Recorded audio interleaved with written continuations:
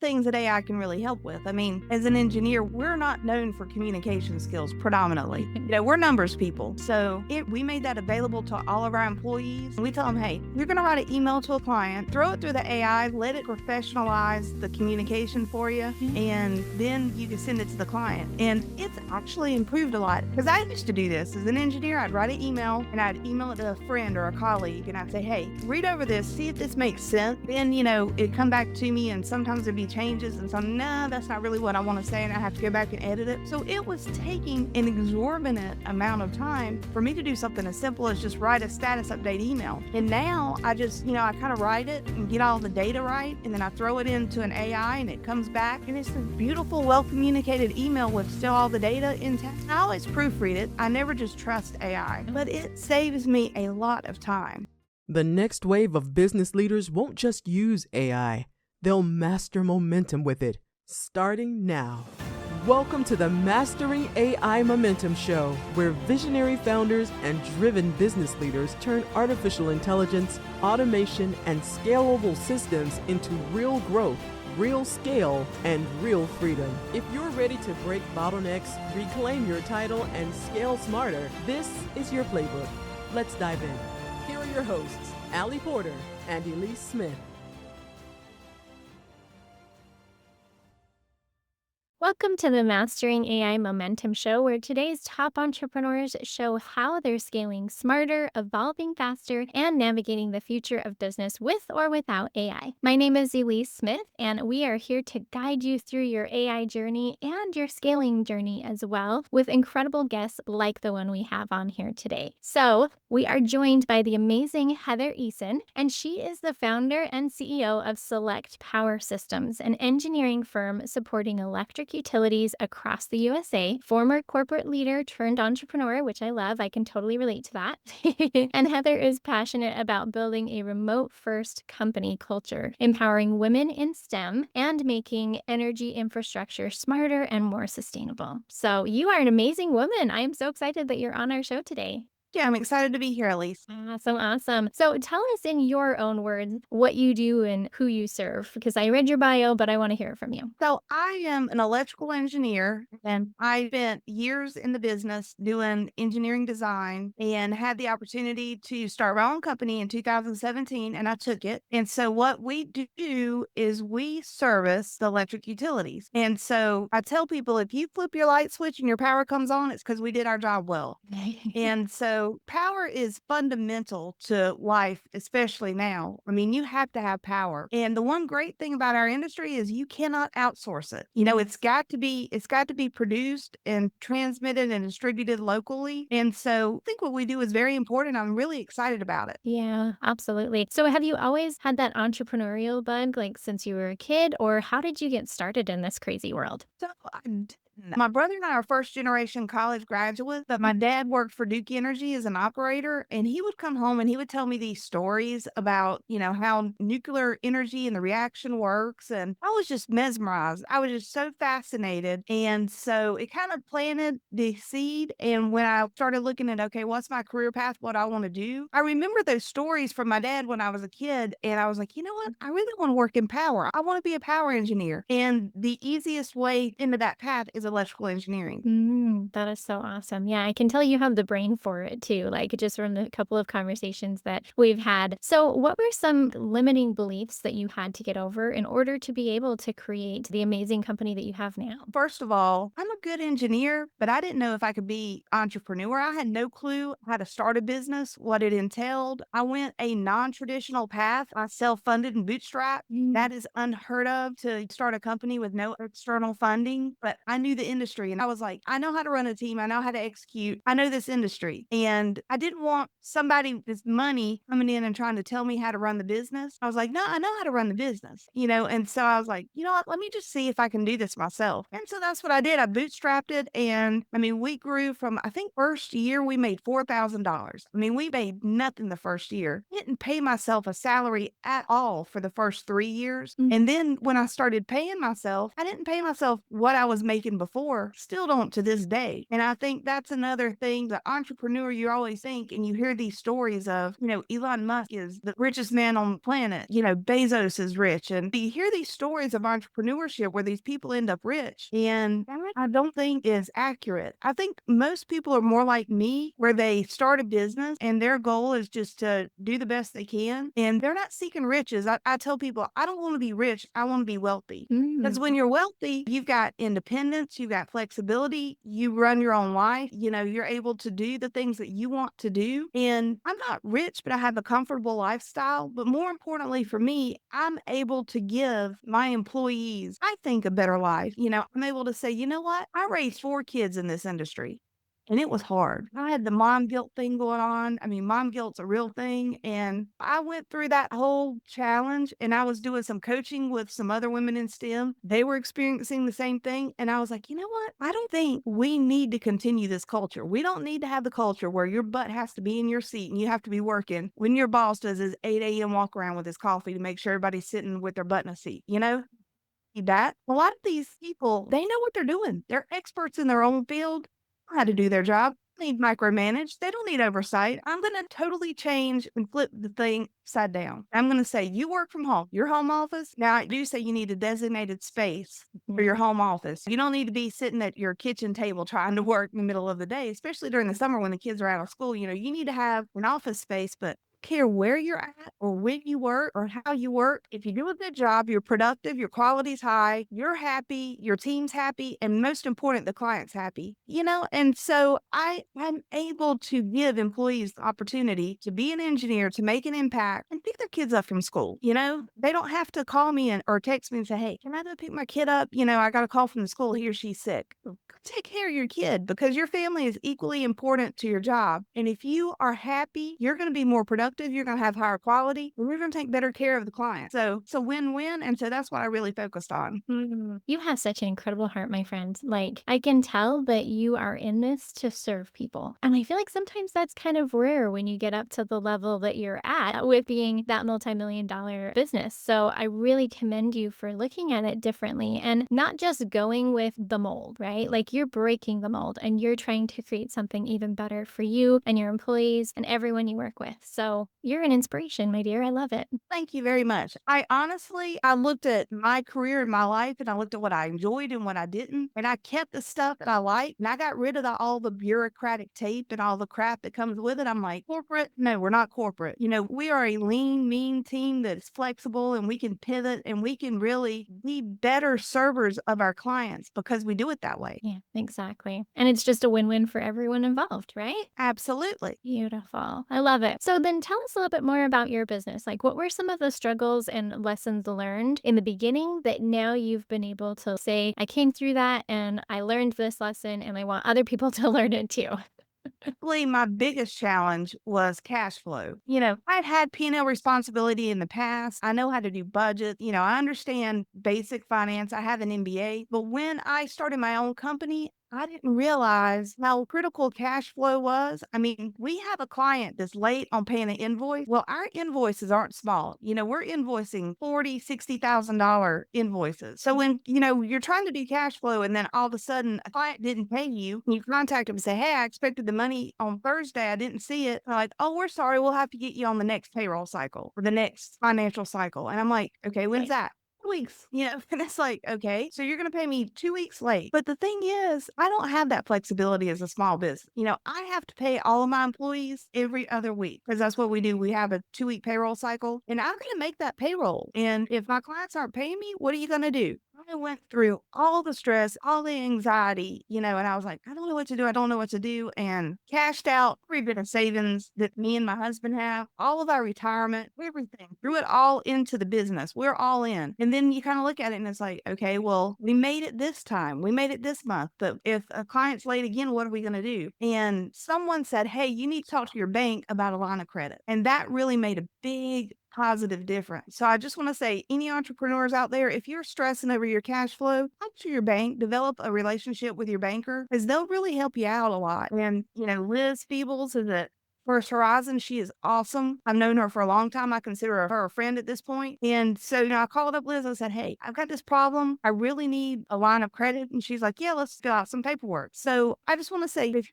entrepreneur, don't get stressed about cash flow. Look at a line of credit. Talk to your bank. They're there to help you. I know. And it's funny because a lot of times you move from like a hobby business, you have a passion and then you have your hobby business and then you turn it into like a full-fledged business, right? And we take that mindset of debt with us from our personal life into our business. And it's like debt is not the same in both arenas, right? Like debt can feel like it's a bad thing in a personal side. And, there's assets and liabilities and all that we can go into. But when it comes to the business side, debt is a good thing because it can help you with the cash flow and it can help you put more money into your business that is going to be able to help you to do more with it in the first place. So I like the fact that you learned that early on and that you were able to pass that on to our audience, because we don't always think about that. We think we have to bootstrap it and we think we have to like be on our own, but we've been given resources to take advantage of, whether it's a loan or even AI, which we'll talk about here in just a second. Where are you stressing out, audience?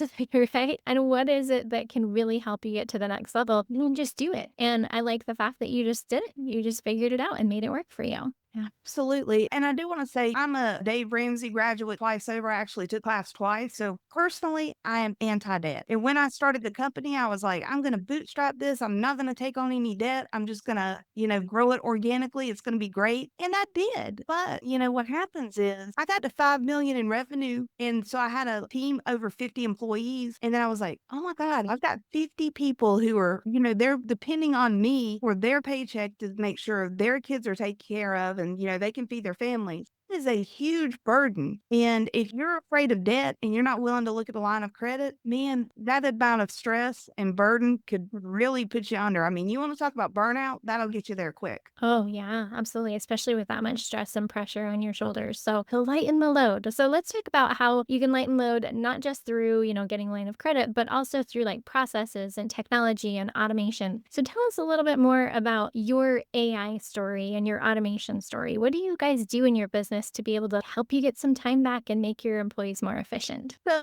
I jokingly tell people that engineers are great at process improvement because we're lazy. We're going to do something, we're going to be the most efficient we can be. So, we try to maximize and make everything as efficient as possible. Process improvement is just kind of part of who we are. And so as we're going through, we're constantly looking for tools that can make our life quicker and simpler. And AI is one of those great tools. And that's what I think AI is going to be. I think it's going to be a great tool for us.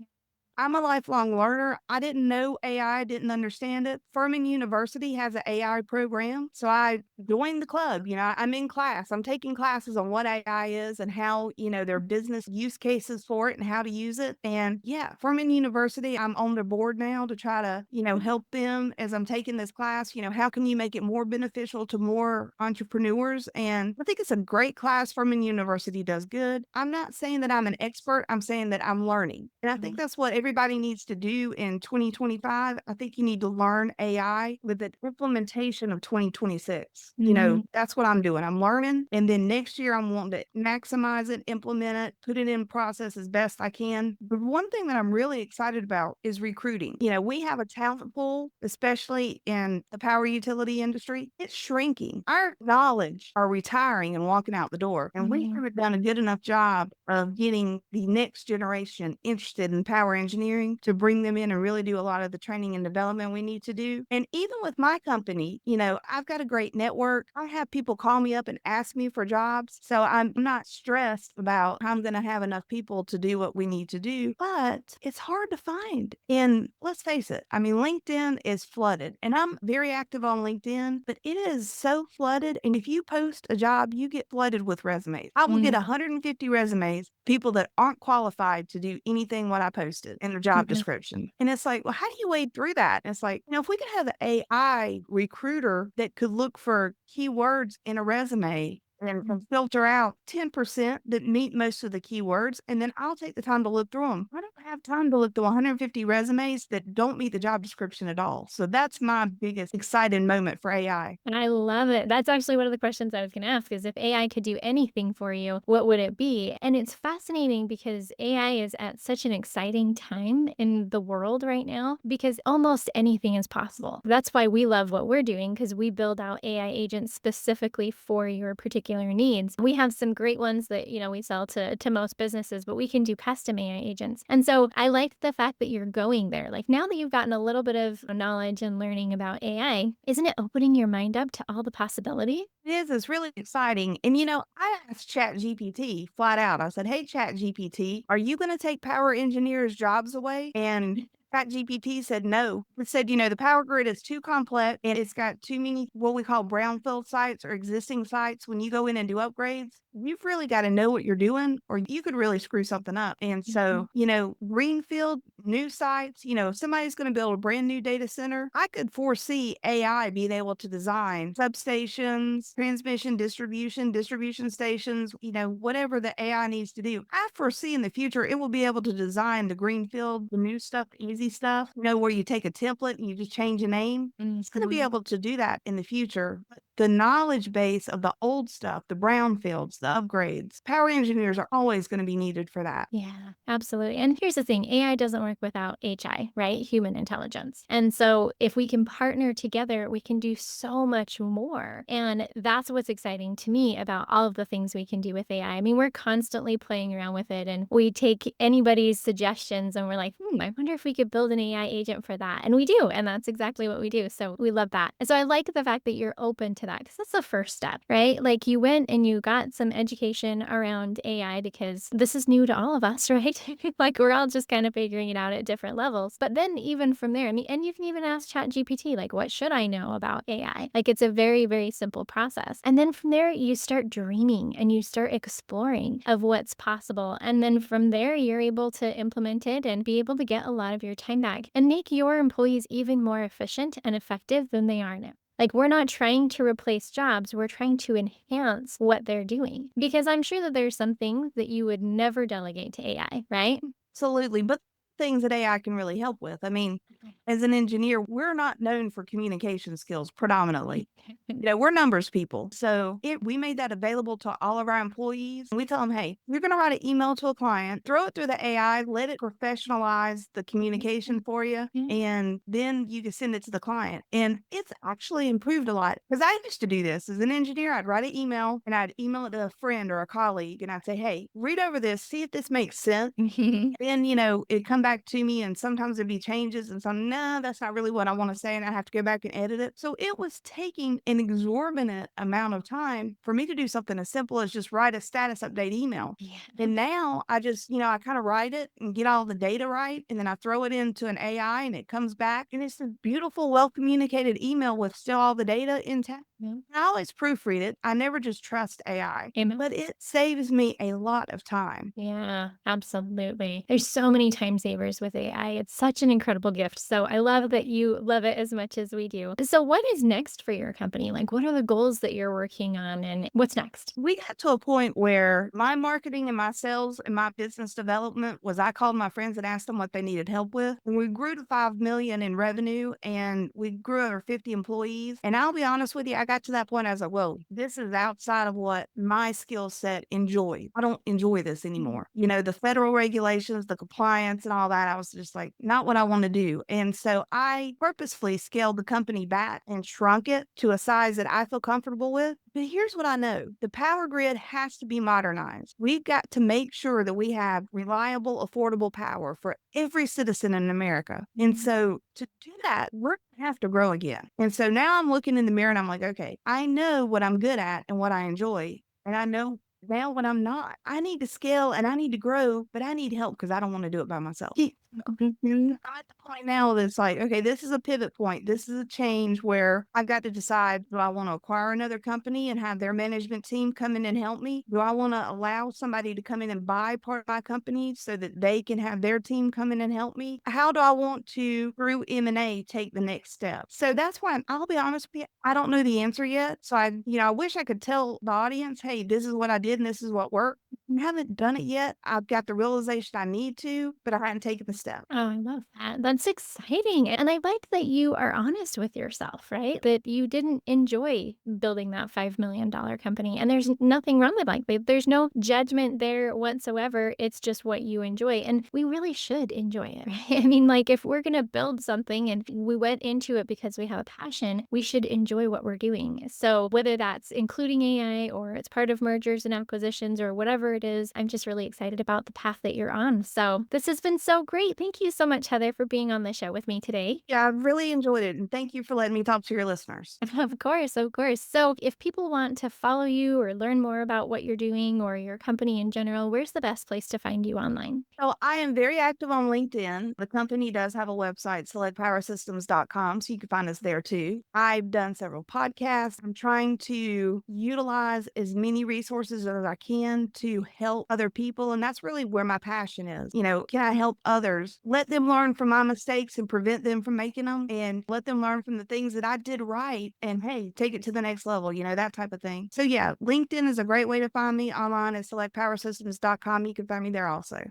Love it, love it. Well, thanks for tuning in to Mastering AI Momentum, where AI means not just artificial intelligence, but authenticity and impact. And you really showed that here today. So I'm so glad that you were able to join us because scaling isn't about doing more. It's about building smarter and staying true to what matters most. So we will see you next time on the next episode, guys. Thanks so much. You've been listening to Mastering AI Momentum.